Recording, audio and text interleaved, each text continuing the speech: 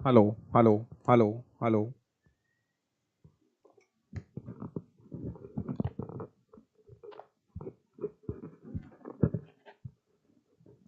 Hello hello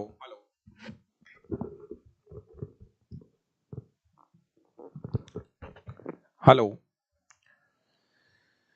नमस्कार दोस्तों, मैं संजय डाबरा आप सभी विद्यार्थियों का हार्दिक स्वागत करता हूं डाबरा क्लासेज के इस ऑनलाइन प्लेटफॉर्म पर। सभी विद्यार्थियों को नमस्कार, गुड इवनिंग। और जल्दी से एक बार भैया कमेंट करके बताइए आवाज वगैरह सब कुछ ठीक है? बिल्कुल भाई।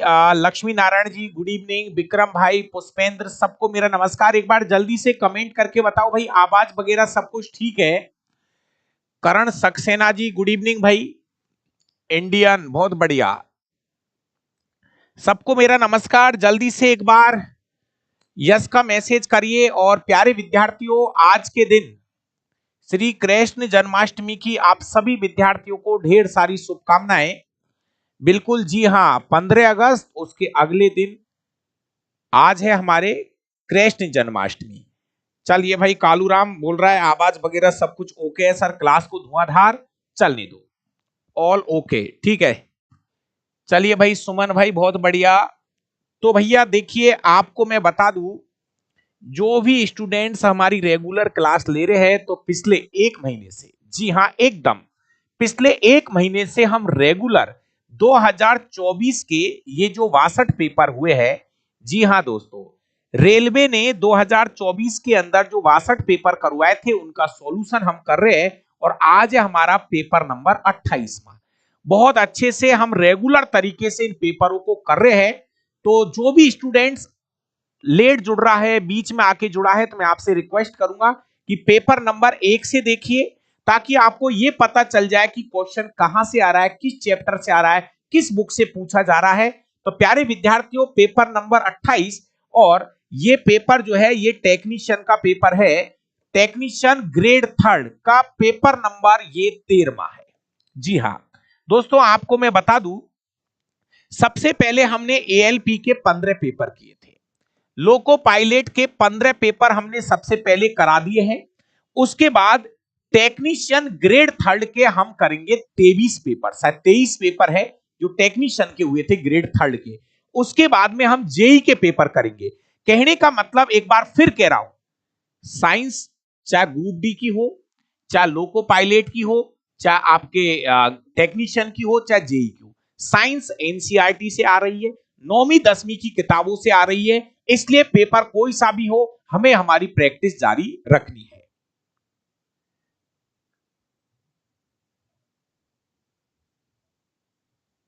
तो शुरू कर दे कहानी भाई। थोड़ा सा एक बार इसको चेक कर लेता हूं। चलिए, तो सब कुछ ठीक है। प्यारे विद्यार्थियों, अगर किसी भी भाई को साइंस पढ़ना है तो वो हमारे डाबरा क्लासेज जयपुर एप्लीकेशन से जाके कंप्लीट साइंस पढ़ सकता है। मात्र 299 रुपए के अंदर पूरे एक साल की यहां पर आपको वैलिडिटी दी जाएगी। और लाइव भी बैच चल रहा है, लाइव चलता रहेगा। और लाइव के साथ साथ ये बैच आपको पूरा हम रिकॉर्डेड दे रहे हैं। जी हाँ, लाइव शाम को 6 बजे से क्लास चलती है। लाइव का जो टाइम है वो शाम को 6 बजे से 7 बजे तक का है। तो 6 से 7 हम एप्लीकेशन पे लाइव पढ़ा रहे हैं। और लाइव के साथ साथ आपको पूरा साइंस रिकॉर्डेड भी मिलेगा। मेरे भाई, ये है मेरी हाथ से लिखी हुई दोनों किताबें, जिसका मैं खुद ही ऐड करता हूं। तो ये दोनों किताबें हैं, एक बुक नंबर 1 फिजिक्स केमिस्ट्री का है, फिजिक्स केमिस्ट्री एक बुक में है, और बायोलॉजी जो है वो बुक नंबर 2 में है। दोनों किताबें आप हमारे एप्लीकेशन से मंगा सकते हैं। और इस बुक के ऊपर खास ऑफर चल रहा है, इस नंबर पे आप कॉल करके बात कर लीजिए। जी हाँ, एक खास ऑफर जो है इस बुक पर चल रहा है, आप उस ऑफर का फायदा उठाइए और दोनों बुक जो है आप ऑर्डर कर दीजिए। प्यारे विद्यार्थियों, आज हम करेंगे RRB technician grade 3, 27/12/2024 shift second का पेपर हम स्टार्ट कर रहे हैं। और जिसका पहला क्वेश्चन कुछ इस तरीके से पूछा गया है। चलिए भाई, नंबर 1, निम्नलिखित में से कौन सा कथन सही है? दोस्तों, कुछ धातुओं को पीटकर पतली चादर बनाया जा सकता है, बिल्कुल सही है। मेरे भाइयों, धातुओं को पीट पीट कर उनकी चद्दर बनाई जा सकती है, चादर बनाई जा सकती है। इस गुण को हम आघात वर्धनीयता बोलते हैं। धातुओं को खींचकर पतले तार बनाए जा सकते हैं। जी हां दोस्तों, धातुओं को पीट पीट कर पतले तार बनाए जा सकते हैं। इस गुण को तन्यता कहा जाता है। सबसे ज्यादा तन्यता सोने में पाई जाती है दोस्तों। धातु ऊष्मा की सुचालक होती है। जी हां प्यारे विद्यार्थियों, धातु जो है ये ऊष्मा की क्या होती है, सुचालक होती है। इसका मतलब है जब धातु का हम एक सिरा गर्म करते हैं तो उसका दूसरा सिरा भी धीरे धीरे गर्म होने लगता है। और धातुओं में ऊष्मा का जो चालन होता है, जो ट्रांसफर होती है ऊष्मा, उस विधि का नाम होता है चालन विधि। तो यहां पर तीनों ही ऑप्शन सही है, तीनों ही ऑप्शन सही है। ठीक है, क्वेश्चन नंबर 1 यहां पे राइट आंसर हो जाएगा आपका ए नंबर का। दोस्तों, इस क्लास का जो पीडीएफ है वो आपको डाबरा क्लासेस टेलीग्राम चैनल पे मिल जाएगा। यदि एकल फेरे वाली वृत्ताकार कुंडली के कारण चुंबकीय क्षेत्र V है, एकल फेरे वाली, अगर फेरों की संख्या क्या है, 1 है, अगर एकल फेरों वाली वृत्ताकार कुंडली के कारण चुंबकीय क्षेत्र V है, अगर मैं फेरों की संख्या 1 की बजाय 10 कर दूं, फेरों की संख्या पहले 1 थी जिसको हमने बढ़ाकर 1 2 3 4 5 6 7 8 9 और 10, फेरों की संख्या 1 2 3 4 5 6 7 8 9 और 10, फेरों की संख्या पहले 1 थी, अब कर दी मैंने 10। मेरे प्यारे विद्यार्थियों, अगर फेरों की संख्या बढ़ा दी जाती है तो चुंबकीय क्षेत्र का मान आप तो ऐसे याद कर लीजिए, फेरों की संख्या के समानुपाती होता है। जिस अनुपात में फेरों की संख्या बढ़ाई जाती है उसी अनुपात में चुंबकीय क्षेत्र का मान बढ़ता है। तो फेरों की संख्या 10 गुना, चुंबकीय क्षेत्र का मान भी 10 गुना हो जाएगा। तो इस क्वेश्चन का सही जवाब है ऑप्शन नंबर सी दोस्तों। बहुत अच्छा क्वेश्चन है। क्लोर क्षार प्रक्रिया सबसे टॉप लिस्ट में लगी रही है, इंपॉर्टेंटों की लिस्ट में सबसे ऊपर है क्लोर क्षार अभिक्रिया। प्यारे विद्यार्थियों, क्लोर क्षार प्रक्रिया का उपयोग निम्नलिखित में से क्या बनाने के लिए करते हैं?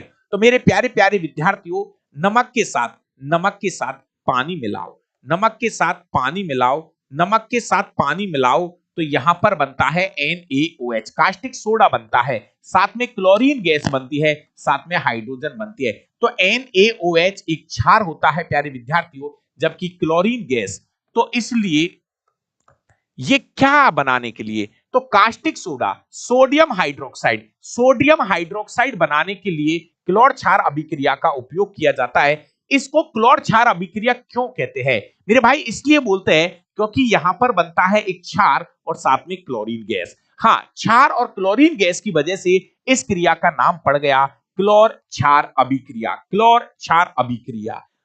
क्वेश्चन नंबर 4, उभयचर के हृदय में कितने कोष्ठ होते हैं? प्यारे विद्यार्थियों, उभयचर का मतलब होता है मेंढक, उभयचर का मतलब होता है मेंढक। तो मैं आपको क्लियर कर दूं, ये जो स्तनधारी जीव होते हैं प्यारे विद्यार्थी, जो स्तनधारी जीव होते हैं इनका हृदय होता है 4 कोष्ठीय, जिसमें 2 आलिंद और 2 होते हैं निलय। इसके अलावा प्यारे विद्यार्थियों, जैसे अपने रेप्टाइल्स और सरीसृप, सरीसृप मतलब रेंगने वाले जीव, और रेप्टाइल्स, रेप्टाइल्स बोल दो, रेप्टाइल्स बोल दीजिए या सरीसृप बोल दीजिए, इनका हृदय होता है हमारा 3 कोष्ठीय। इसके बाद में उभयचर, उभयचर मतलब होते हैं मेंढक, इनका हृदय भी होता है 2 कोष्ठीय। इसके बाद होती है पिसीज वर्ग, पिसीज वर्ग में आती है वास्तविक मछली, इनका हृदय 2 कोष्ठीय होता है। तो मेरे प्यारे विद्यार्थियों, यहां पर मेंढकों का हृदय पूछा है, तो मेंढकों का हृदय 3 कोष्ठीय होता है, जिसमें 2 आलिंद और 1 निलय पाया जाता है, 2 आलिंद और 1 निलय पाया जाता है। सभी दोस्त एक बार भैया वीडियो को लाइक कर दीजिए, शेयर कर दीजिए। क्वेश्चन नंबर 5 की बात हो रही है। अगला क्वेश्चन, सार्वभौमिक गुरुत्वाकर्षण स्थिरांक जी का मात्रक क्या होता है? मेरे भाई ध्यान से सुन इधर, गुरुत्वाकर्षण नियतांक जी बराबर होता है FR² m1 upon m2, m1 into m2। मेरे भाई सुन इधर, बल का मात्रक होता है न्यूटन, दूरी का मात्रक होता है मीटर स्क्वायर, और इधर नीचे 2 किलोग्राम है इसलिए किलोग्राम का स्क्वायर। इसको हम ऐसे भी तो लिख सकते हैं दोस्तों, इन्होंने ऐसे लिखा है newton into metre square, kilogram को ऊपर लिया, ये kilogram -2, kilogram -2, B option is right. गुरुत्वाकर्षण नियतांक जी, इसका मान फिक्स है मेरे भाइयों 6.67 इंटू 10⁻⁻11 और ये मान जो दिया था ये मान हेनरी कैवेंडिश ने दिया था। हेनरी कैवेंडिश ने दिया था ये मान, हेनरी कैवेंडिश ने दिया था। शेखर भाई बहुत बढ़िया, कमल चौधरी जी गुड इवनिंग भाई, अखिलेश यादव बहुत बढ़िया, सबको मेरा नमस्कार। अब चलते हैं क्वेश्चन नंबर 6 पर। एक क्वेश्चन है, नर जननांग सिसन किसके स्थानांतरण में सहायता करता है? तो भैया सिसन का जो काम है वो है शुक्राणुओं को महिला को योनि तक पहुंचाना। तो नर जननांग सिसन किसके स्थानांतरण में सहायता करता है? तो शुक्राणुओं को महिलाओं की योनि तक पहुंचाने का काम इसका है, आपके नर जननांग सिसन का काम पूछा है ना, और कोई काम नहीं है भाई साहब। शुक्राणुओं को धक्का मार के महिलाओं की योनि में ट्रांसफर करना। पदार्थ की निम्नलिखित में से कौन सी अवस्था अत्यधिक संपीड़ित है ना? किसी चीज की आप बहुत ज्यादा जानकारी चाहते हो लेकिन टीचर जल्दी से नहीं देता है, आपको खुशी नहीं मिलती है ना? शादी हो जाएगी तो आप भी ट्रांसफर कर देना शुक्राणुओं को इधर से उधर, है ना? चलिए अगला क्वेश्चन देखिए, एक मिनट।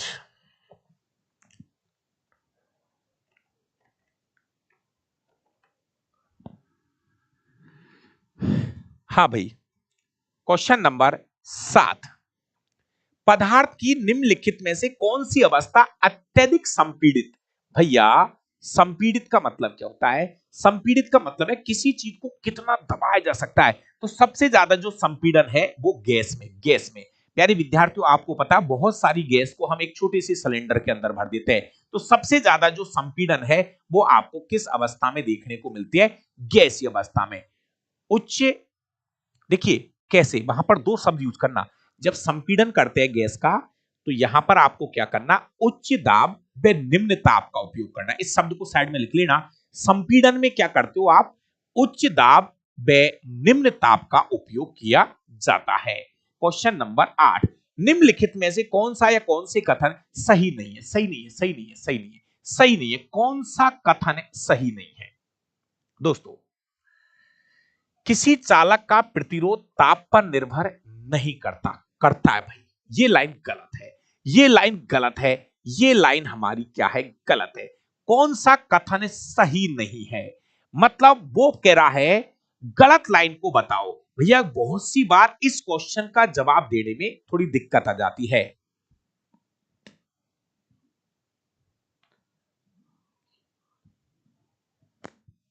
चलिए बहुत बढ़िया अखिलेश भाई, बहुत बढ़िया। देखिए किसी चालक तार का प्रतिरोध, जी हां दोस्तों, प्रतिरोध का जो मान है चालक तार की लंबाई पे निर्भर करता है।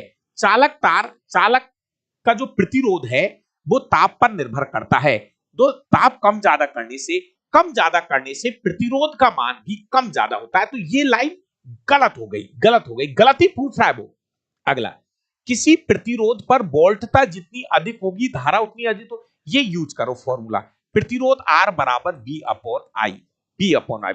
हमको पता है कि प्रतिरोध विभवांतर के समानुपाती होता है, जिसका वोल्टेज ज्यादा होगा उसका प्रतिरोध भी ज्यादा होगा। वोल्टेज ज्यादा, प्रतिरोध ज्यादा, धारा उतनी अधिक प्रवाहित होगी। हाँ, किसी प्रतिरोध पर वोल्टता जितनी अधिक होगी, वोल्टता अधिक होगी तो प्रतिरोध भी अधिक होगा, ठीक है। वोल्टता जितनी अधिक होगी उसमें धारा उतनी प्रभावित होगी, है ना? तो ऑप्शन नंबर वी क्या कह रहा है? प्रतिरोध ज्यादा होगा, ठीक है। किसी प्रतिरोध पर वोल्टता जितनी अधिक होगी उसमें धारा उतनी अधिक प्रभावित होगी, ठीक है। प्रतिरोध का एसआई मात्रा क्या हो गया? ओम हो गया, ठीक है। दो लाइन सही हो गई, एक ही गलत है ऑप्शन नंबर ए। गलत पूछ रहा है, सही पे उत्तर मत लगा देना, गलत पूछ रहा है वो आपसे, है ना? अगला क्वेश्चन देखिए, निम्नलिखित में से कौन सा एक कोशीय पक्षमाभी जीव है? कल भी जिक्र हुआ था, पक्षमाभी को सीलिया बोलते हैं, सीलिया। प्यारे विद्यार्थियों, ये जो संरचना पाई जाती है ये पाई जाती है पैरामीशियम पर, ऐसे ऐसे ऐसे ऐसे कांटे जैसी संरचना पाई जाती है जिनको सीलिया कहते हैं। अमीबा नहीं, अमीबा नहीं, अमीबा नहीं, अमीबा नहीं, अमीबा में होते हैं कूटपाद। अमीबा के अंदर जो स्ट्रक्चर होती है, अमीबा के अंदर जो होते हैं इनको बोलते हैं कूटपाद बोलते हैं। यहां पर आपसे बात कर रहा है पक्षमाभी। ये एक तरह से भोजन को निगलने में या भोजन को ग्रहण करने में सहायता करते हैं। निम्नलिखित में से कौन सी ग्रंथि ट्रिप्सिन एंजाइम का स्त्राव करती है? मेरे प्यारे विद्यार्थियों, ये जो अग्नाशय ग्रंथि होती है ना, अग्नाशय ग्रंथि, अग्नाशय ग्रंथि से दो दो दो दो दो दो दो एंजाइम का नाम याद कर लीजिए, लाइपेज और ट्रिप्सिन। लाइपेज और ट्रिप्सिन। एमाइलेज भी निकलता है, एमाइलेज, एमाइलेज भी यहां से निकलता है।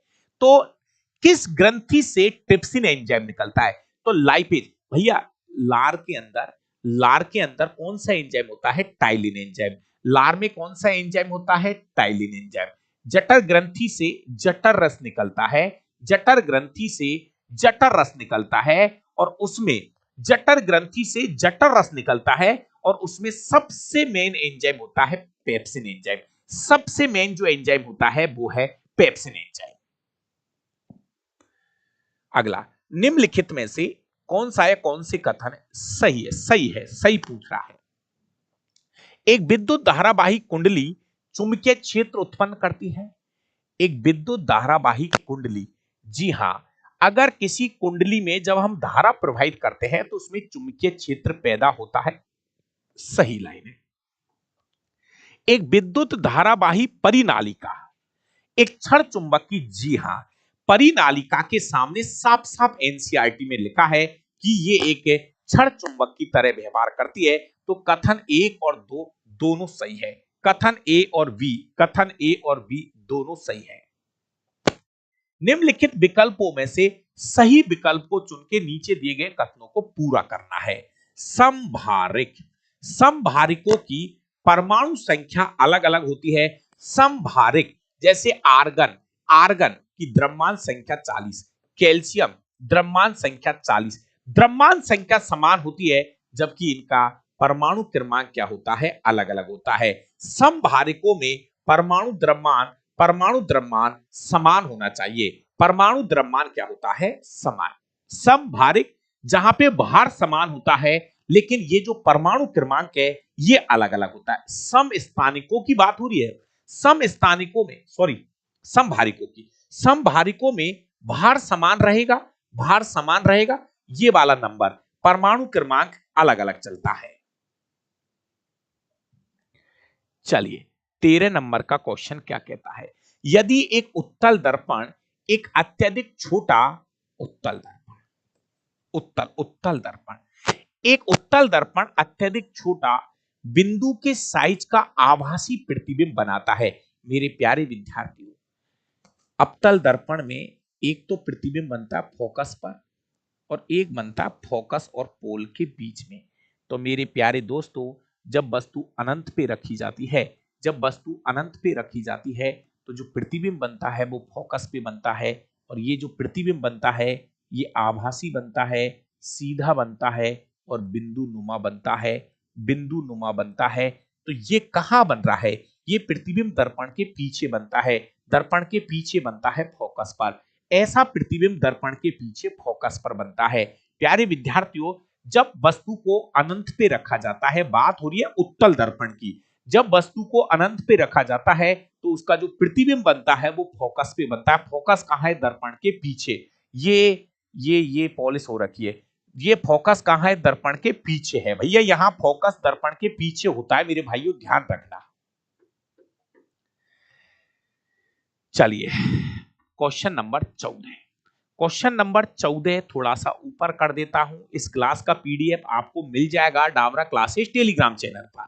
चलो, श्वसन में, श्वसन से संबंधित निम्नलिखित में से कौन सा कथन सही है? बढ़िया, रेस्पिरेटरी की बात हो रही है।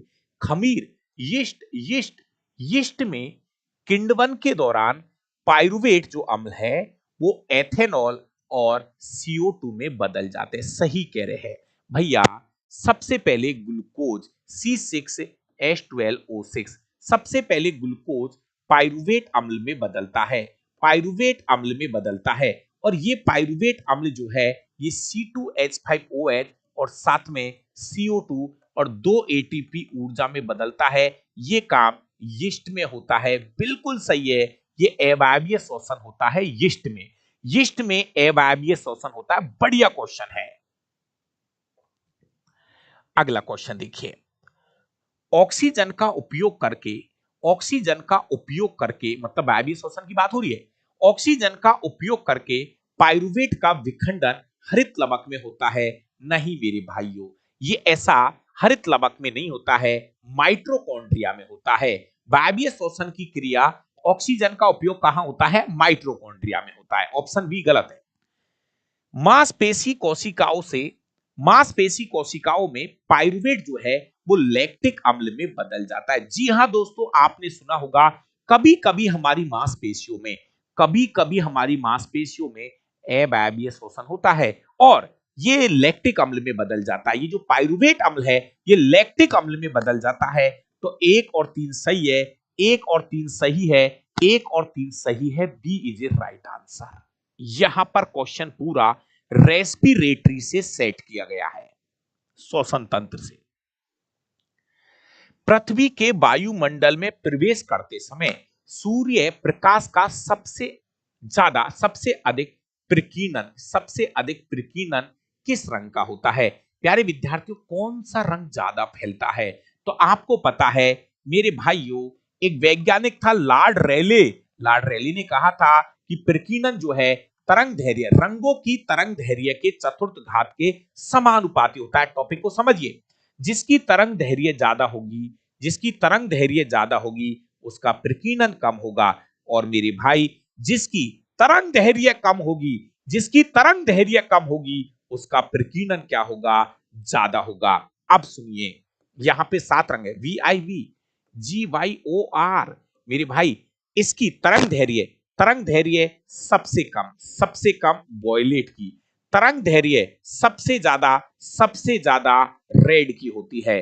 तो मैं आपसे ये कहना चाह रहा हूं, वॉयलेट जिसकी तरंग दैर्घ्य सबसे कम है, प्रकीर्णन सबसे ज्यादा होता है बैंगनी का। ऑप्शन में बैंगनी नहीं है। अगला उत्तर होगा इंडिगो, जामुनी नहीं है।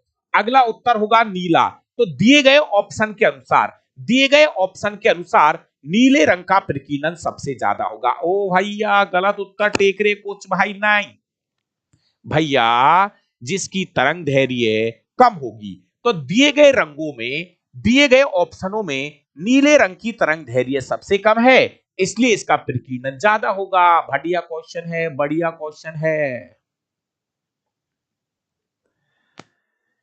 जिस भी भाई को विज्ञान पढ़नी है, शानदार ऑफर चल रहा है एप्लीकेशन के ऊपर किताब और कोर्सों को लेकर, और ये ऑफर कभी कभी नजर आते हैं। तो जिसको भी साइंस पढ़नी है, किताब खरीदनी है, हाथ से लिखे हुए नोट्स मंगाने हैं, घर बैठे मंगा लीजिए। बढ़िया ऑफर चल रहा है, शानदार वाला।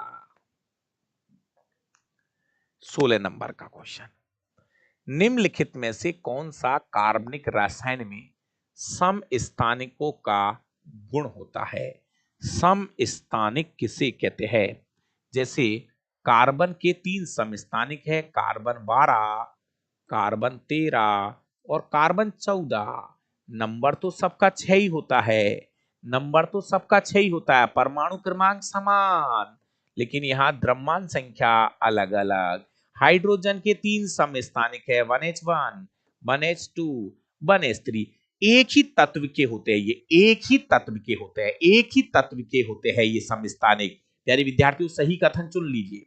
इनका आणविक सूत्र भिन्न भिन्न नहीं, सूत्र तो एक जैसा होता है इनके आणविक सूत्र और संरचना व्यवस्था एक समान होती है। जी हाँ दोस्तों, इनका आणविक सूत्र और एक ही स्थान पर मौजूद होते हैं। जैसे हाइड्रोजन है, तो हाइड्रोजन को आवर्त सारणी में एक ही जगह बताया गया है।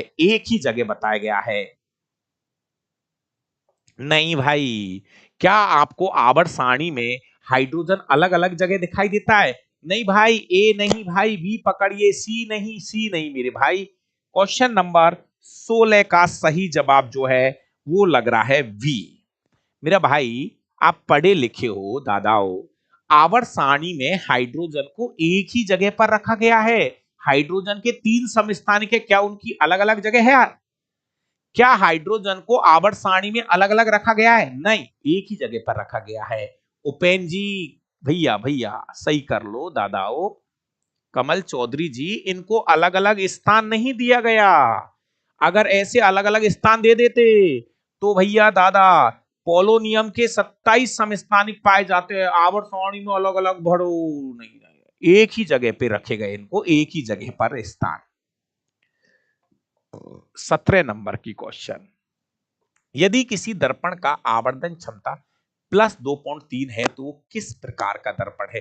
भैया आवर्धन क्षमता यदि प्लस में आती है तो प्रतिबिंब आभासी होगा और सीधा होगा, और आवर्धन क्षमता माइनस में आती है तो वो प्रतिबिंब जो है वो वास्तविक होगा और उल्टा होगा। मेरे भाई प्लस माइनस से ही कंफर्म हो जाता है कि प्रतिबिंब कैसा होगा। तो यहां पे जो आपका जो दर्पण है, दर्पण की बात हो रही है, यहां पे आवर्धन क्षमता +2.3 है, इसका मतलब तो फिक्स है कि प्रतिबिंब आभासी होगा, सीधा होगा और वस्तु से दुगुना होगा। 2.3 दुगने से ज्यादा होगा, 2.3 गुना बड़ा होगा। तो प्यारे विद्यार्थियों, अब मुझे बताइए, ऐसा दर्पण जिसमें प्रतिबिंब, समतल दर्पण में प्रतिबिंब भाई भाई हमेशा वस्तु के समान बनता है, हमेशा वस्तु के समान बनता है, हमेशा वस्तु के समान बनता है, फिक्स है। इसकी आवर्धन क्षमता +1 होती है, फिक्स है, फिक्स है, फिक्स है। उत्तल दर्पण की जो आवर्धन क्षमता है वो 1 से कम होती है, 1 से कम होती है, हमेशा 1 से कम होती है, हमेशा 1 से कम होगी। मेरे भाई बहुत अच्छा क्वेश्चन है, सच बता रहा हूं। कुछ भाइयों को लग रहा होगा कि मैं इसको यूं उड़ा दूंगा, नहीं मेरे भाई, ये क्वेश्चन यूं उड़ने वाला नहीं है। इस क्वेश्चन को चुटकियों में वो ही स्टूडेंट उड़ा सकता है जिसने साइंस को डाबरा सर से पढ़ा है, सीधी सी बात है, इसमें कोई बुरी बात नहीं है।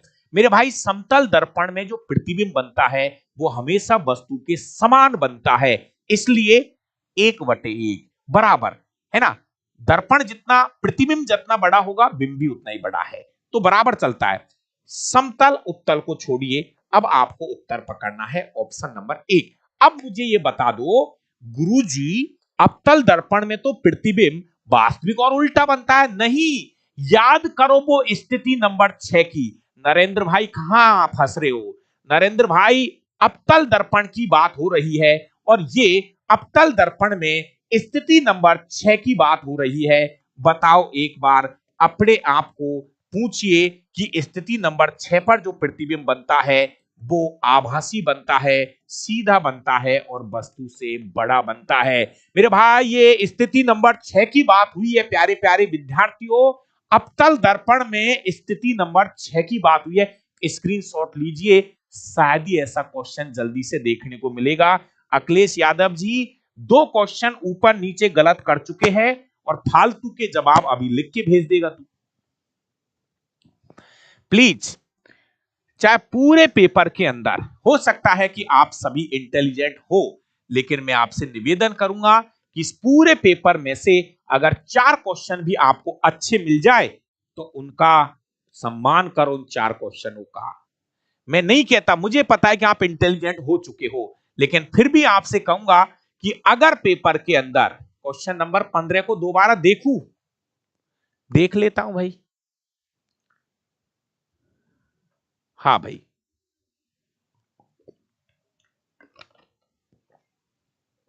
देख लेते हैं भाई। कह रहा क्वेश्चन नंबर, शिवराज गुप्ता जी, प्रकाश का सबसे अधिक प्रकीर्णन, प्यारे विद्यार्थियों, प्रकीर्णन उसका ज्यादा होता है जिसकी तरंग दैर्घ्य कम होती है। मेरे भाई हमने तो ऐसा पढ़ा है, पता नहीं आपने कैसा पढ़ा है, कहते जो बैंगनी रंग होता है ना वो सबसे ज्यादा फैलता है।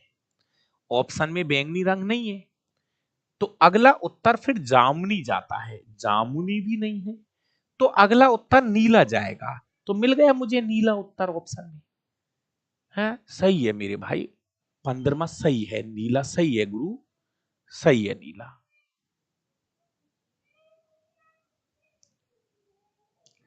चलिए आगे खिसकिए और क्वेश्चन नंबर 18 पे हम पहुंच चुके हैं। क्वेश्चन नंबर 18 पे हम पहुंच चुके हैं दोस्तों।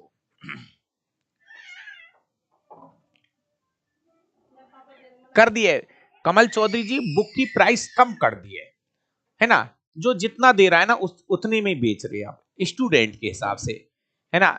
साइंस की बुक की जो फीस है वो ऐसे कर दिया, जैसे मान लीजिए कोई गरीब बच्चा है, वो कहता है कि सर हम आपकी किताब 550 में ले सकते हैं, ले ले। कुछ और ज्यादा गरीब बच्चे हैं, सर हम आपकी किताब के 500 रुपए दे सकते हैं, भैया 500 में ले ले। कुछ कहते हैं कि सर जितने में आइए ना उतने ही दे सकते हैं, है ना, डिलीवरी चार्ज भी आप ही भर दो गुरुजी उसका, है ना, तो वो भी हम कर रहे हैं, ठीक है ना?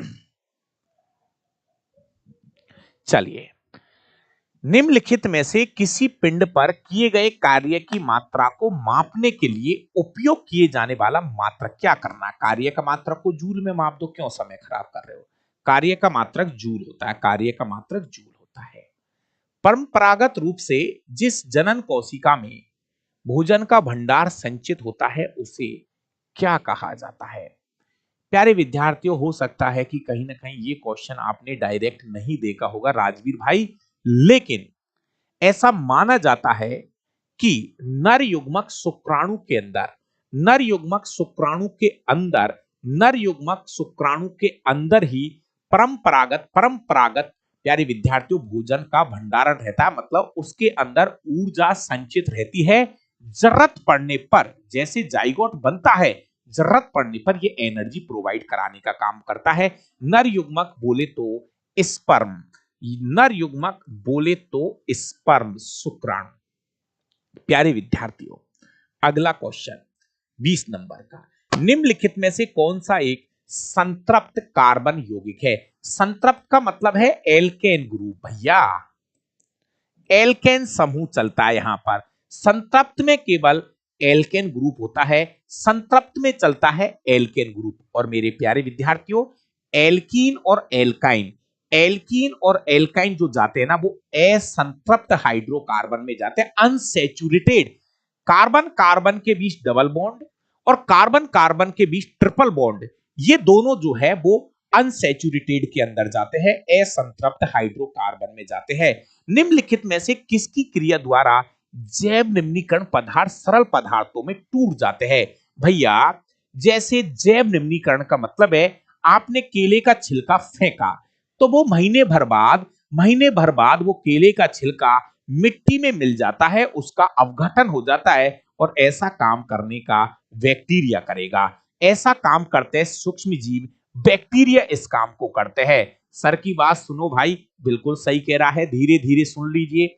ग्रह किस बल के कारण सूर्य के चारों ओर चक्कर लगाते हैं। जो क्वेश्चन सीधे वो सीधे रहेंगे, कठिन नहीं होंगे।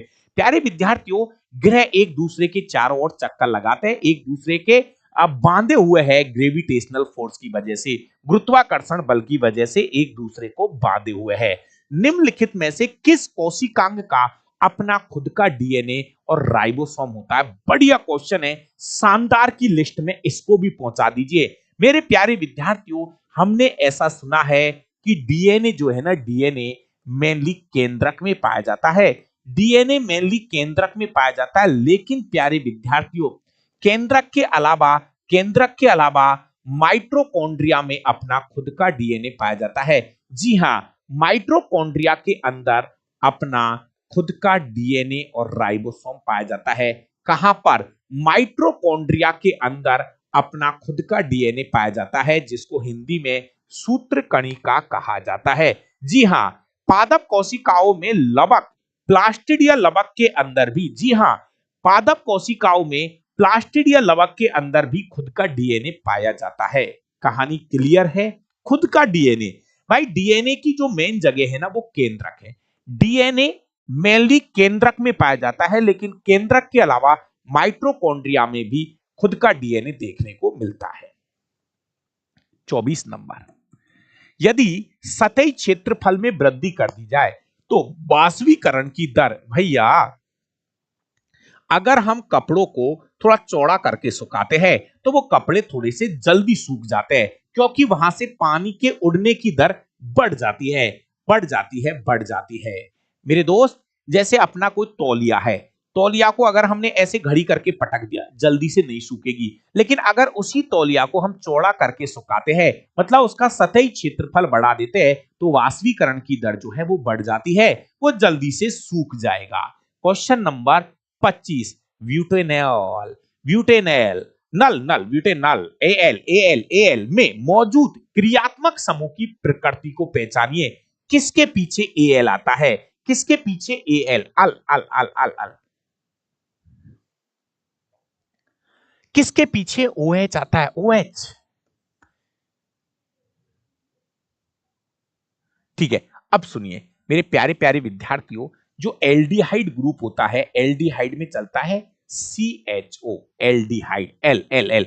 तो इसके पीछे जो आवाज आती है, क्रियात्मक समूह जो होता है, इसका होता है एल्डिहाइड, ALL, ब्यूटेनॉल, एल की ध्वनि आती है पीछे, एल की।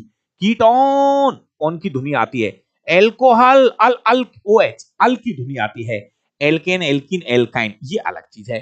तो मेरे प्यारे प्यारे विद्यार्थियों, इसका जो सही जवाब है वो है एल्डिहाइड। ब्यूटेनॉल के अगर फॉर्मूले की बात करता हूं तो CH3 CH2 CH2 CHO, 4 carbon होने चाहिए ना। Methane, ethane, propane, butane, 4 carbon, 1 carbon, 2 carbon, 3 carbon, 4 carbon, ये भी काउंट होता है। ये CHO का भी कार्बन काउंट होता है। ये ब्यूटेनॉल, पीछे AL, इंग्लिश में AL की आवाज आती है, अल, ब्यूटेनॉल।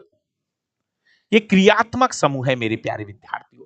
प्लाज्मा झिल्ली, प्यारे विद्यार्थियों, प्लाज्मा झिल्ली जो होती है, जैसे कोशिका है, कोशिका के चारों ओर प्लाज्मा झिल्ली होती है, जिसे अर्धपारगम्य चयनात्मक झिल्ली भी कहा जाता है। इसे अर्धपारगम्य चयनात्मक झिल्ली भी कहा जाता है, क्योंकि चीजों का चयन करती है, कौन अंदर आएगा, कौन बाहर जाएगा, किसको आने दूंगा, किसको नहीं आने दूंगा, चयन करते हैं। इसको बोलते हैं अर्धपारगम्य चयनात्मक झिल्ली। ये प्रोटीन और लिपिड, बोले तो फास्फोलिपिड्स की बनी होती है, फास्फोलिपिड्स की बनी होती है, फास्फोलिपिड्स की बनी होती है। चलिए एक बार कमेंट करके बताओ भैया, यहां तक सभी चीजें ठीक है? एक बार जल्दी से कमेंट करके बता दो। क्वेश्चन नंबर 26 तक सब कुछ ठीक चल रहा है? जो भी विद्यार्थी लेट जुड़े हैं, मैं आपको बता दूं प्यारे विद्यार्थियों, हम कर रहे हैं 2024 के 62 पेपर, एकदम लेटेस्ट TCS के नए पेपरों पे चर्चा चल रही है। और ये है आज हमारा पेपर नंबर 28। इससे पहले हम 27 पेपर कर चुके हैं, जिसकी प्लेलिस्ट हमारे डावरा क्लासेस यूट्यूब चैनल पर बनी हुई है। ये टेक्नीशियन ग्रेड 3 का 13वां पेपर आज मैं करा रहा हूं। पेपर नंबर ALP के 15 पेपर करा चुका हूं 2024 वाले। टेक्नीशियन के 13 पेपर, 13वां पेपर आज चल रहा है। कमेंट देख रहा हूं कैसा चल रहा है, बस इतना सा बता दो। साइंस पढ़नी है तो 299 रुपए में जाके विज्ञान पढ़ लो। प्ले स्टोर पे जाओ, डावरा क्लासेज एप्लीकेशन डाउनलोड करिए, शाम को 6 बजे लाइव क्लास चलती है, तो पूरा साइंस लाइव पढ़िए, लाइव के साथ रिकॉर्डेड भी मिलेगा। तीनों सब्जेक्ट वहां पर फुल फ्लैश, फिजिक्स डाल दिया है, केमिस्ट्री डाल दिया है, बायोलॉजी डाल दिया है। दिन में कितनी भी क्लासें पढ़िए, कभी भी पढ़िए, कोई रोक टोक नहीं है। 299 में, 299 रुपए में आप पूरा साइंस का बैच ज्वाइन कर सकते हैं। और ये दोनों किताबें, ये मेरी साइंस की 2 किताबें हैं, जिनका प्रचार मैं भी करता हूं, आप भी कर दिया करो थोड़ा थोड़ा। जिनके फॉलोअर्स ज्यादा है, बहुत सारे भाई इंस्टाग्राम चलाते हैं, कल एक भाई ने वीडियो डाली थी इंस्टाग्राम पे, तो जिनके भी फॉलोअर्स ज्यादा, मेरे क्या इंस्टाग्राम पे फॉलोअर्स कितने, 3,500 है ना। यूट्यूब पर तो है अपने पास में 1,00,000 1,50,000 बच्चे, टेलीग्राम पर है 40-50 हजार बच्चे, फेसबुक पर भी है 60-70 हजार बच्चे, है ना, अभी है लाख। लेकिन जो भी भाई इंस्टाग्राम चलाता है, जिसके पास बच्चे ज्यादा है, थोड़ा सा आप भी ना, कमल जी, चौधरी जी, कम कर दी प्राइस, कितनी कम चाहिए बताओ तो सही। सर बुक का प्राइस कम कर दो, कर दिया। कमल जी आप बात कर लो यार, ये नंबर दे दिया ना, बात कर लो। आपसे कह रहा हूं ना, बच्चों के अकॉर्डिंग बेच रहे हैं आजकल हम किताब। जैसे मान लीजिए कोई अमीर बच्चा है तो उससे ज्यादा ले रहे हैं। जैसे अपनी बुक की जो प्राइस है, दोनों 2 किताब है, तो 2 किताब 600 रुपए में है, 600 रुपए इनकी प्राइस है दोनों किताबों की। साथ में डिलीवरी चार्ज भी हम इससे उपलब्ध ले रहे थे शुरू में, स्टार्टिंग में। उसके बाद में हमने क्या किया, ऑफर नंबर 2 हमने धीरे धीरे देखा, तो हमने उसका डिलीवरी चार्ज हटा दिया बच्चों से, नहीं कि बच्चों से डिलीवरी चार्ज नहीं लेंगे, 600 रुपए में किताब को बच्चों तक पहुंचाएंगे। अब कुछ बच्चे जैसे गरीब है तो उससे हम कम ले लेते हैं। जैसे मान लो कोई गरीब बच्चा है, वो कह रहा है सर हम 500 रुपए देंगे। अब 500 में भाई मैं सच बता रहा हूं, 500 में दोनों किताबों का लगभग 90 रुपए के आसपास डिलीवरी चार्ज आता है वजन के हिसाब से। 1.5 किलो के आसपास वजन है दोनों किताबों में, तो भैया इसमें 100 रुपए डिलीवरी चार्ज आ गए, ऐसे समझ लो। अब जैसे कोई अमीर भाई है तो उससे हम 700 भी ले लेते हैं, क्योंकि दे देता है अमीर, जिसके पास पैसे ज्यादा रहते हैं ना तो वो ज्यादा दे देता है। तो जैसे अब किताब हम इस तरह से बेच रहे हैं, कोई अमीर है तो ज्यादा दे दो, गरीब है उससे हम कम ले लेते हैं। तो है ना, अपनी जो भी लगता है कमेंट कर दिया करो ऐसा ना कि गुरुजी मैं अमीर हूं, मैं इस किताब को 700 में लूंगा। कितनी खुशी की बात है। कोई गरीब है ना तो हम उसको, जैसे अब कमल जी कह रहे 400 में दे दो, कमल जी को 400 में दे दो भाई, कोई दिक्कत नहीं, डिलीवरी चार्ज आप ही को देना पड़ेगा ना कमल जी, ठीक है। अगर कोई गरीब है, गरीब ही गरीब मिल रही है, कोई अमीर नहीं मिल रहा, कमेंट करके बताओ ना। अरे 91 में पढ़ने के बाद भी डाबरा सर से पढ़ेगा तू 400 में, मैं फिर कह रहा हूं तेरे से। ये जो 91, 99, 93, 92 वाले बच्चे पढ़ के भी एक दिन मेरे पास तो पढ़ना पड़ेगा आपको, आज कह रहा हूं। पढ़ ले तू 99 में पढ़ ले, कोई दिक्कत नहीं है, 91 में पढ़ ले, कोई दिक्कत नहीं है, लेकिन कहीं ऐसा नहीं हो सापड़ा सूप हो जाए। अरे दादा कोई अमीर भी तो मिलो यार, कोई ऐसा बच्चा ही नहीं मिल रहा है गुरुजी 700 दे दूंगा मैं अमीर हूं, कोई ऐसा बच्चा ही नहीं मिल रहा है। आईफोन चला रहा होगा, आईफोन हाथ में होगा, लेकिन किताब में डिस्काउंट चाहिए, कोर्स में कमी चाहिए। फोन आईफोन चला लूंगा लेकिन छूट कोर्स में चाहिए है। जूते 4000 के फेर लूंगा, कपड़े भी ब्रांडेड फेरूंगा, लेकिन छूट चाहिए किताब में कोर्स में। धन्य हो आपको प्रभु। पार्टी में बर्थडे मना लूंगा, बर्थडे में अपने दोस्तों को 1000-2000 रुपए खर्च कर दूंगा, नहीं उसकी दिक्कत नहीं है, हैं? किसी की बोलोरो मंगा लूंगा, उस पे जाके केक काटूंगा, लेकिन किताब कोई बात नहीं।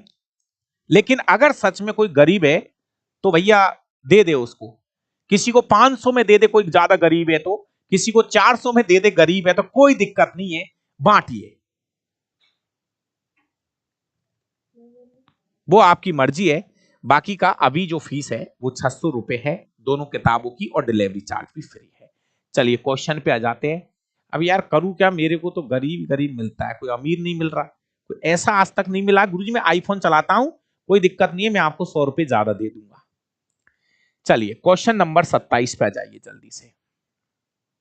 क्वेश्चन नंबर 27, निम्नलिखित में से किस तत्व की तुलना में कॉपर अधिक अभिक्रियाशील है? कौन से तत्व की तुलना में कॉपर की क्रियाशीलता ज्यादा होती है? कॉपर की क्रियाशीलता ज्यादा होती है। सुनिए दोस्तों, मेरे प्यारे विद्यार्थियों, ये है आपका पोटेशियम, ये है सोडियम, ये है कैल्शियम, मैग्नीशियम, एल्यूमिनियम, जिंक, एफी, लेड, हाइड्रोजन, कॉपर। कॉपर के नीचे कौन है? कॉपर के नीचे मरकरी है, लेकिन ऑप्शन में नहीं है।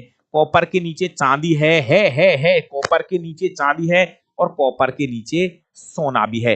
तो कॉपर से कम क्रियाशील पूछ रहा था, तो चांदी कॉपर से कम क्रियाशील है। अगर ऑप्शन में मरकरी मिल जाती, चांदी, सोना, ये कॉपर से कम क्रियाशील की बात हो रही है, कम क्रियाशील।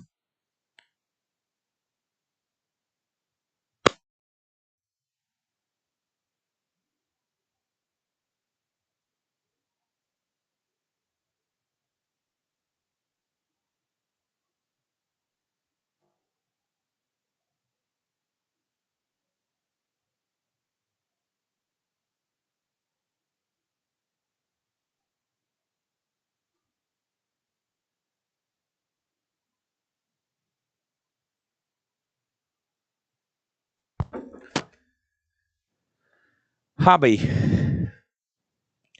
नवीन भाई बहुत बढ़िया। चलिए भाई 28वें नंबर का क्वेश्चन ले लीजिए नवीन जी। फेफड़ों से ऑक्सीजन युक्त रुधिर हृदय से में कहां से आता है? देखिए, फेफड़ों से ऑक्सीजन युक्त रुधिर हृदय में किस भाग में आता है? तो मेरे प्यारे विद्यार्थियों, ये अपना हृदय होता है जिसमें 4 चेंबर होता है। ये हमारा दायां आलिंद है, ये आपका बायां आलिंद है। ये आपके फेफड़े होते हैं।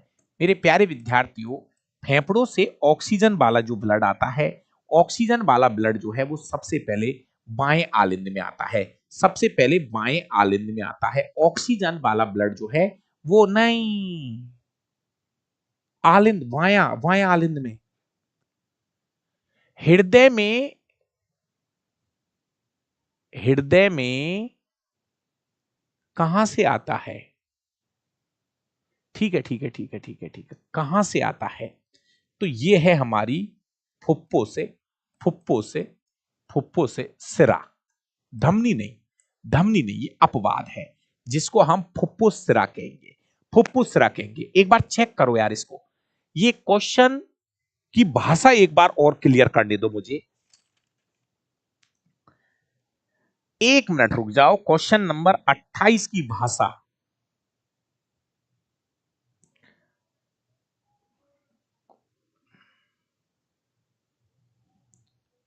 देखो मेरी बात को सुनो सुनो सुनो सुनो सुनो, ठीक है, लेकिन सही में क्वेश्चन ये था कि हृदय में कहां आता है, कहां? ये से भैया, ये जुड़ने से ना, देखो मेरी बात को सुनो, आप जितने भाई अभी लाइव हैं, या तो ये से हटा दो। फेफड़ों से ऑक्सीजन युक्त रुधिर हृदय में, हृदय में कहां आता है? हृदय में कहां आता है?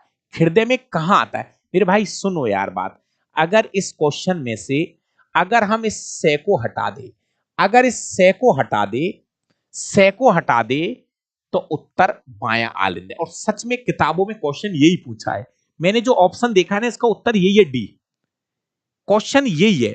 लेकिन ये जो से न से, अगर से शब्द है तो इसका मतलब है कि ये फुफ्फुस सिरा से, फुफ्फुस सिरा से आता है। तो मेरे भाई से हटा लो, उत्तर डी कर लो, से हटा लो, उत्तर डी कर लो। एल्कोहल के कार्बोक्सिलिक एसिड में ऑक्सीकरण में निम्नलिखित में से किसका उपयोग किया जाता है? हो सकता है कि ये क्वेश्चन आप में से कुछ भाइयों ने देख रखा है, कुछ ने नहीं सुना है, लेकिन कुछ ऐसे क्वेश्चन जो हम पे नहीं आ रहे ना, उन्हीं को देखो वो कहां से आ रहे हैं। एल्कोहल के कार्बोक्सिलिक अम्ल में ऑक्सीकरण में निम्नलिखित में से किसका उपयोग होता है? तो इस क्वेश्चन का सही जवाब है, ये उत्प्रेरक की बात हो रही है। एल्कोहल से कार्बोक्सिलिक अम्ल बनाना है, एल्कोहल से कार्बोक्सिलिक अम्ल बनाना है, तो उत्प्रेरक के रूप में किसका उपयोग किया जाता है? इसका मैं आपको स्लाइड बताता हूं, इसका एक फोटो दिखा देता हूं मैं आपको। ये क्वेश्चन कहां से पूछा है?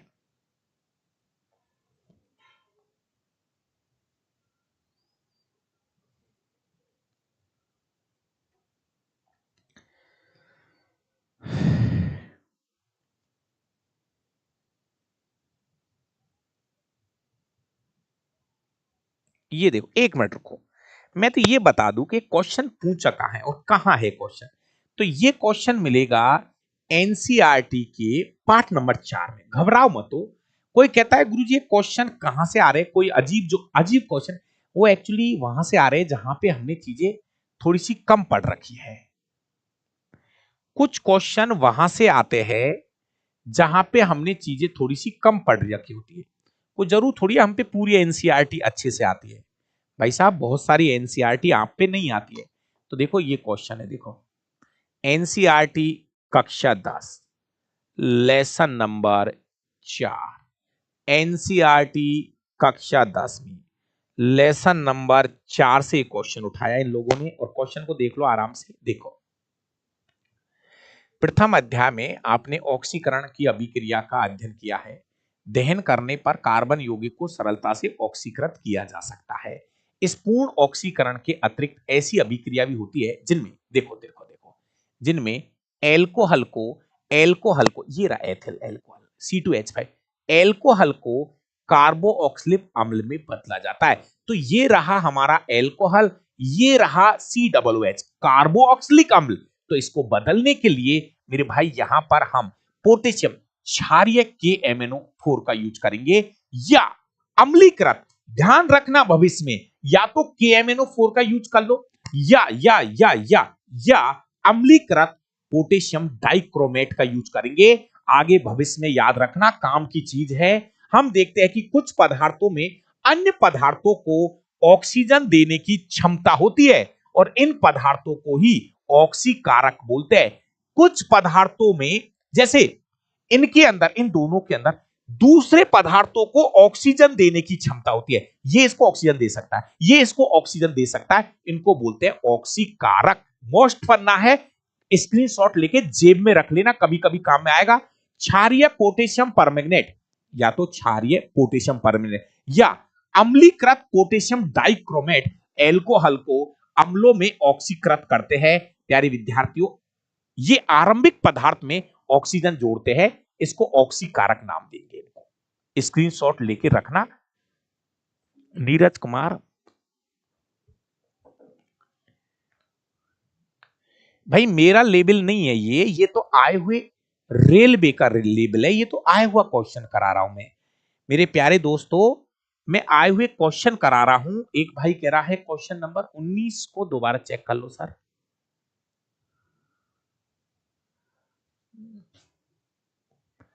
सही है यार, शुक्राणु आंसर मेरे हिसाब से तो क्वेश्चन नंबर 19 ठीक है।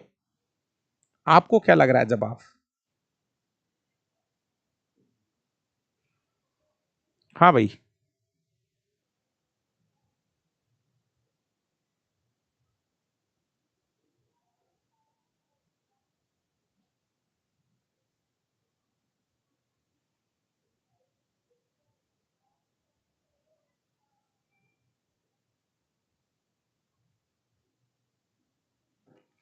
चलिए आगे देख लेते हैं।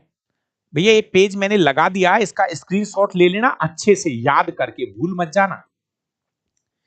तारों का टिमटिमाना, ये एकदम सीधा क्वेश्चन है, जहां समय बिल्कुल खराब मत करिए। तारों का टिमटिमाना किसके कारण है? भैया तारे टिमटिमाते हैं तारों के प्रकाश के वायुमंडलीय अपवर्तन के कारण। सही है, वायुमंडलीय अपवर्तन की वजह से तारे जो है वो टिमटिमाते हुए दिखाई देते हैं। अगला क्वेश्चन 31, निम्नलिखित में से कौन सा विकल्प बोल्टता को दर्शाता है? ये अच्छा क्वेश्चन है, चेक कर देखो। मैं आपसे क्या कह रहा हूं, 40 में से, सच बता रहा हूं, 40 में से आप उन 10 क्वेश्चनों को छांट लिया करो जो नए नजर आ रहे हैं। समझो मेरी बात को। जितने भी भाई लाइव है, मैं आपको फिर कह रहा हूं, सर ऑफर कब तक है? चलता ही रहता है ऑफर, कभी भी ले लेना, है ना। 40 में से मैं अभी पर एक पेपर में 40 क्वेश्चन करा रहा हूं। मैं आपसे ये कह रहा हूं 40 में से 10 ऐसे प्रश्न छांटा करो जो आप कहीं ना कहीं पहली बार सुन रहे हो, कुछ गलती हो रही है, कुछ गलती हो रही है, या पढ़ तो रखा है लेकिन याद नहीं है। मैं कह रहा हूं 10 क्वेश्चन। इसलिए आप जब भी इस बार पेपर होगा तो आपका पेपर बहुत अच्छा होगा, ये मेरी गारंटी है। मेरे भाई, यहां पर जो क्वेश्चन दिया गया है, बोल्टता की बात हुई है। प्यारे विद्यार्थियों, हमने तो सुना है कि विभवांतर V बराबर W अपॉन Q होता है। इकाई आवेश को इकाई आवेश को एक सिरे से दूसरे सिरे तक पहुंचाने में किया गया कार्य। तो या तो ऑप्शन में कार्य बटे आवेश की मात्रा होना चाहिए था, लेकिन हमें कार्य तो नजर आ रहा है ऊपर, कार्य तो नजर आ रहा है, कार्य तो नजर आ रहा है, कार्य तो सब में नजर आ रहा है, तो कार्य को तो मत छेड़ो। लेकिन नीचे क्यों क्यों क्यों आपको पता है विद्युत धारा I बराबर Q अपॉन T होता है, तो Q बराबर IT हो गया ना, Q बराबर IT हो गया ना, IT, Q बराबर IT। तो भैया नीचे, ऊपर ले लो कार्य, नीचे ले लो धारा इंटू समय, धारा इंटू समय। जय हो गुरु जी, नीचे ले लो धारा इंटू समय। ठीक है, चेक करो एक बार इसको।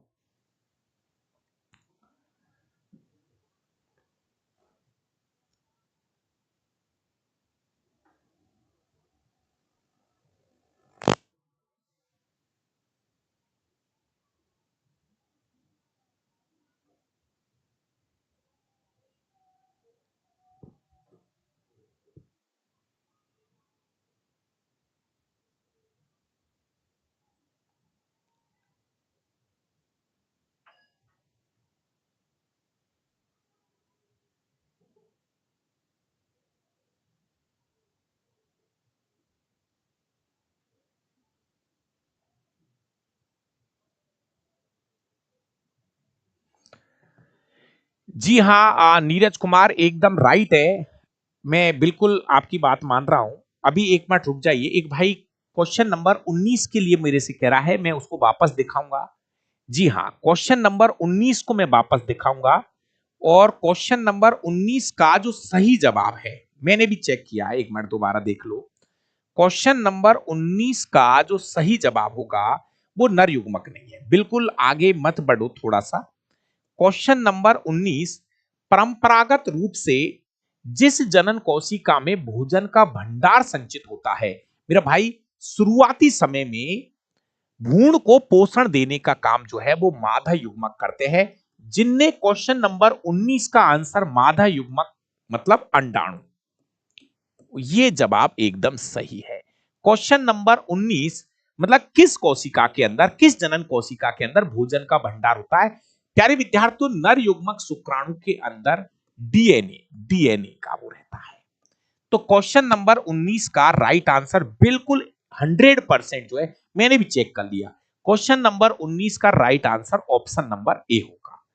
जो स्टूडेंट्स बीच में जुड़े हैं तो कोई दिक्कत नहीं है, जो शुरू से है वो चेंज कर लीजिए। पुरुषों में यदि रिक्त स्थान को शल्य चिकित्सा द्वारा काट दिया जाए तो शुक्राणु स्थानांतरण को रोका जा सकता है। प्यारे विद्यार्थियों, इसको हम हिंदी में पुरुष नसबंदी कह सकते हैं। तो प्यारे प्यारे विद्यार्थियों, हमारे वृषण से शुक्र वाहिनी निकलती है, और अगर इस शुक्र वाहिनी को काट के बांध दिया जाए तो शुक्राणु जो है ना प्यारे विद्यार्थियों, वो आगे नहीं आ पाते हैं। तो इसमें क्या करते हैं, हम शुक्र वाहिनी को काट देते हैं, जिसको हम पुरुष नसबंदी के नाम से पुकारते हैं। ठीक है। 33 नंबर, मेरु रज्जु किस ऊतक से बनी होती है? प्यारे विद्यार्थियों, ऊतक तो चार ही है, तो मेरु रज्जु जो है ये तंत्रिका ऊतक से बना होता है। मेरु रज्जु तंत्रिका ऊतक से बना होता है, तंत्रिका ऊतक से बना होता है। अभिक्रिया के नाम और उनके उदाहरण का निम्नलिखित में से कौन सा युग्म सही से मेल खाता है? फिर भाई यहां पर इन लोगों ने चार परिभाषा लिखी है: साबुनीकरण, एष्टीकरण और निर्जलीकरण। मेरे प्यारे विद्यार्थियों, इन लोगों ने यहां पर तीन परिभाषा लिखी है। आप प्लीज इन तीनों परिभाषाओं को अच्छे से समझना। मैं ये क्लियर कर दूं, ये क्वेश्चन आपका एनसीईआरटी क्लास 10 लेसन नंबर 4 से उठाया है। एकदम पीछे पीछे, एकदम पीछे पीछे के पेज पर, जहां पे साबुन के बारे में लिखा है, अपमार्जक के बारे में लिखा है, निर्जलीकरण के बारे में लिखा है, एष्टीकरण के बारे में लिखा है। साबुनीकरण मतलब साबुन बनना। तो मेरे प्यारे विद्यार्थियों, एथीन बनाने के लिए सांद्र H2SO4, सांद्र H2SO4 के साथ एथेनॉल के साथ एथेनॉल की अभिक्रिया, तो ये कोई मतलब नहीं है साबुनीकरण की परिभाषा का। एष्टीकरण, अम्ल उत्प्रेरक की उपस्थिति में एथेनॉल के साथ एथेनॉल के साथ एथेनोइक अम्ल की अभिक्रिया से एस्टर बनता है। हो सकता है आपको पता नहीं है, लेकिन मैं बता दूं, ये एष्टीकरण की एक सही परिभाषा। मैं आपको एनसीईआरटी का फोटो भी दिखा रहा हूं। निर्जलीकरण, सोडियम हाइड्रोक्साइड के साथ एस्टर की अभिक्रिया से कार्बोक्सिलिक अम्ल का सोडियम लवण बनता है। ये भी गलत है, ये भी गलत है। तो यहां पर केवल उत्तर नंबर 1 सही है। एक इसका फोटो मैं आपको दिखा देता हूं। भैया, निर्जलीकरण का मतलब होता है जहां से जहां से जल के अणुओं को बाहर निकाला जाता है, जल की कमी को हम निर्जलीकरण बोलते हैं। तो मैं तो कह रहा हूं यहां से आपको केवल एक परिभाषा पकड़नी है, जिसका नाम है एष्टीकरण। इसका जो डायग्राम है एनसीईआरटी का एक पेज में फिर लगा देता हूं। ये रहा एष्टीकरण की परिभाषा, एनसीईआरटी का एक पेज में आपको लगा रहा हूं।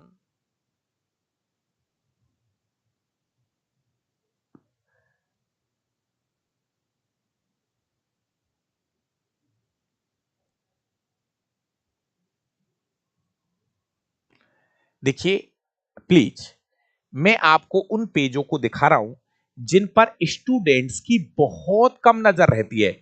और ये ही वो पेज है मेरे भाई, ये ही वो पेज है जिस पर आपकी नजर कम रहती है। सच बता रहा हूं, कोई पढ़ता ही नहीं है। आप में से 90% बच्चे ऐसे हैं जिन्होंने एनसीईआरटी कक्षा 10वीं का जो चैप्टर है ना, कार्बन और कार्बन के यौगिक का लास्ट पेज, कोई पढ़ता ही नहीं है। बुरा लगता है, बुरा लगता है। लेकिन चाहे कितना भी बुरा लगे, लेकिन ये तीनों परिभाषा आपको यही मिलेगी। देखो भाई, एस्टीकरण की परिभाषा, एस्टर मुख्य रूप से अम्ल और अम्ल अम्ल अम्ल अम्ल और एल्कोहल की अभिक्रिया से निर्मित होता है। अम्ल और एल्कोहल की अभिक्रिया, ये रहा मेरे पास एल्कोहल, जिसको आप C2H5OH लिख सकते हो, एथिल एल्कोहल है। एथेनॉल, ये एल्कोहल है। और ये आपका एथेनोइक अम्ल है, ओइक एसिड अम्ल है, ये एथेनोइक अम्ल है। तो मेरे भाई, एक अम्ल एथेनोइक अम्ल और एक है एथेनॉल, इनकी जब क्रिया होती है तो एक एस्टर का निर्माण होता है। क्या बनता है? एक एस्टर बनता है मेरे भाई, ये एस्टर बनता है, ठीक है,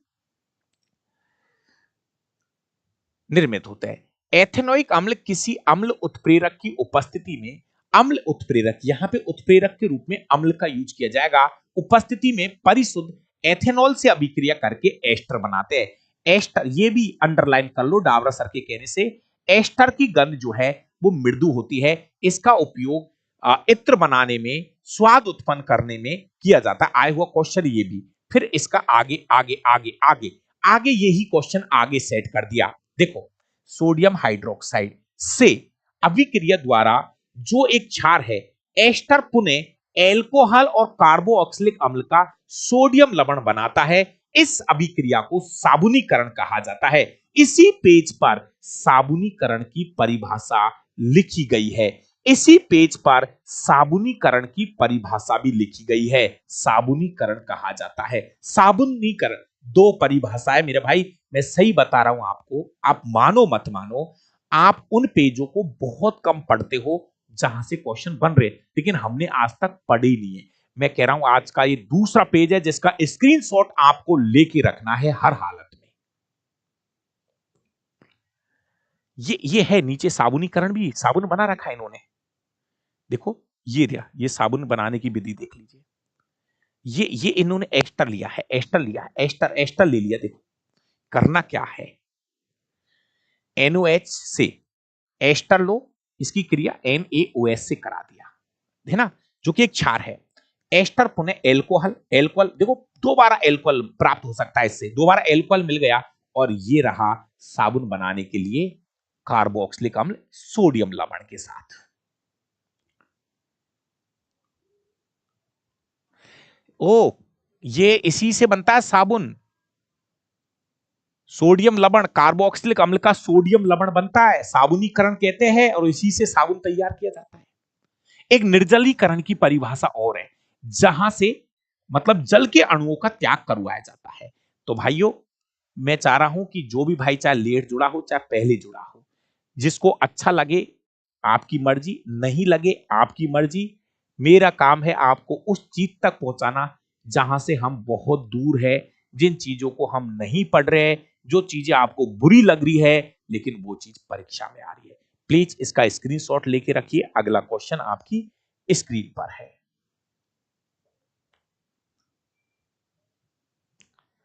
चलो, तो ये जो क्वेश्चन था, इसमें एक परिभाषा सही है एस्टीकरण की, एक परिभाषा सही है एस्टीकरण की। ये पेज ऐसे कैसे मिल जाएगा आपको? इस क्लास का जो PDF है वो आपको डाबरा क्लासेस टेलीग्राम चैनल पे मिल जाएगा। किसी तारे की स्पष्ट स्थिति थोड़ी बदलती रहती है।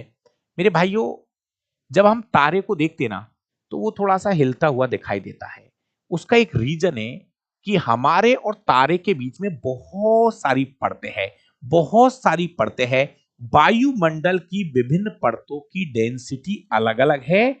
इसलिए जब प्रकाश एक माध्यम से दूसरे माध्यम में आता है तो वो लगातार अपवर्तित होता रहता है। क्वेश्चन नंबर 36, निम्नलिखित में से कौन सा अन्य की तुलना में एक समजातीय यौगिक नहीं है? समजातीय यौगिक नहीं है। प्यारे विद्यार्थियों, हम आपसे 1.25 घंटे का समय मांग रहे हैं, जिसमें मैं आपको बहुत अच्छे से पूरा पेपर सॉल्यूशन करवा दूंगा। 1.25 घंटे का टाइम मैं आपसे लेके चल रहा हूं, तो थोड़ा सा धैर्य रखा करो, क्योंकि कुछ डायग्राम भी बताने होते हैं, कुछ एनसीईआरटी से भी चीजें बतानी होती है। तो आप मुझे 8 से लेके 9:15 बजे तक का 1.25 घंटे का टाइम मुझे दे दीजिए, बाकी आप अपना काम करते रहिए। दोस्तों, एक ही जाति, अरे पुच्छी में तो सबके बढ़िया है, OH लग रहा है, मतलब एक ही जाति के लग रहे हैं। जैसे जैसे किसी के पीछे लग जाता है मीणा लग जाता है, तो जिनके पीछे मीणा मीणा लग रहा है मतलब एक ही जाति के लोग हैं, है ना। किसी के पीछे मीणा मीणा लग रहा है मतलब एक ही जाति के लोग हैं। किसी के पीछे गुजर गुजर लग रहा है, इसका मतलब ये भी एक ही जाति के लोग हैं, है ना। पीछे क्या लग रहा है, किसी के पीछ में गुजर लग रहा है, किसी के पीछे जाट लगाते हैं, भैया जाट है ना। तो किसी के पीछे सैनी सैनी लग रहा है, सैनी सैनी सैनी सैनी सैनी सैनी जी, सैनी सैनी जी, है ना। कहने का मतलब किसी के पीछे शर्मा जी लग रहा है, ओहो शर्मा जी का जी, ये शर्मा जी एक ही जाति के है, ये शर्मा जी है।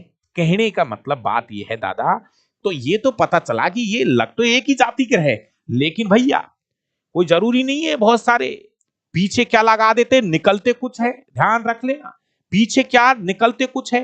तो ऐसे नहीं है पुच्छी में देख के पता लग जाएगा, पुच्छी में से देखने से पता नहीं चलेगा। अब आपको यहां से चीजें देखनी पड़ेगी। सबसे पहले ये पहला एल्कोहल का प्रथम सदस्य है, जिसको हम मेथेनॉल बोलते हैं, प्रथम सदस्य ये एल्कोहल का। प्लीज इसको पकड़ के बैठिए। अब आपको क्या करना है, अगले सदस्य के लिए CH2 जोड़ना है। तो एक कार्बन बढ़ाओ, 2 हाइड्रोजन बढ़ाओ, एक कार्बन बढ़ाओ, 2 हाइड्रोजन बढ़ाते चलो। अगला सदस्य लाइए, एक कार्बन बढ़ाओ, 2 हाइड्रोजन बढ़ाओ।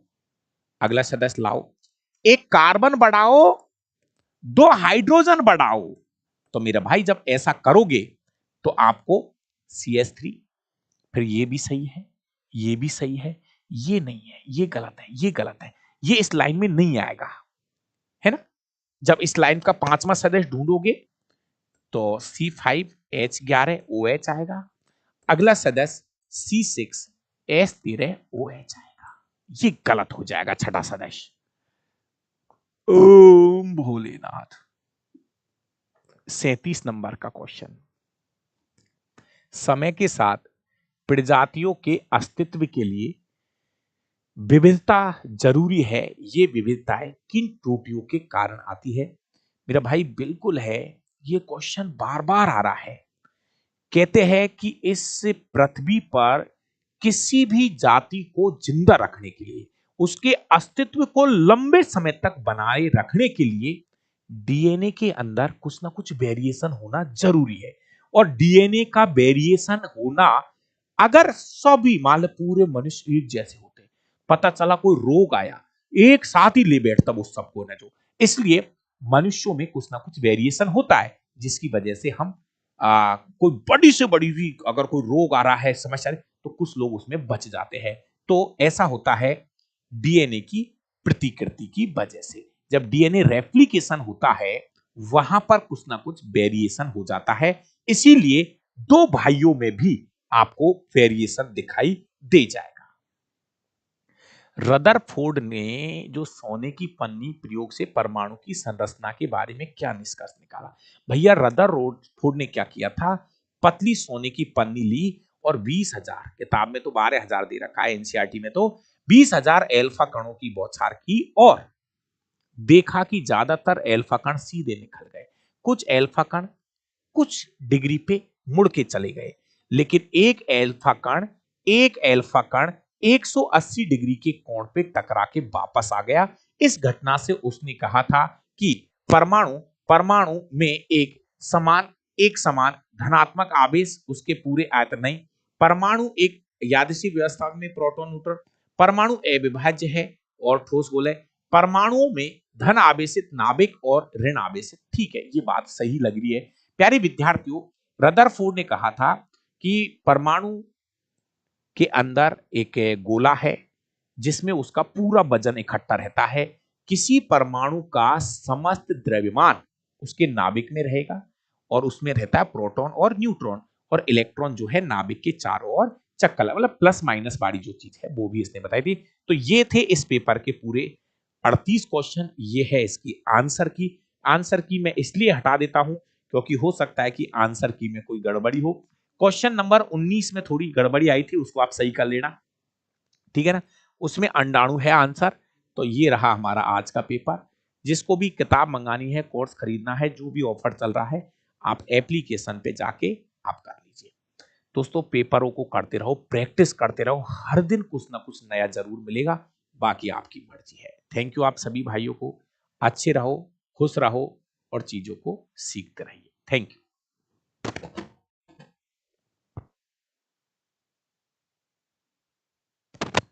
एक 15 नंबर के लिए कौन बोल रहा है? हेलो हेलो, एक मिनट देख लेते हैं, अगर कोई डाउट है तो कोई दिक्कत नहीं है। नहीं 15 नंबर सही है, अब कोई डाउट नहीं है, 15 नंबर सही है भाई।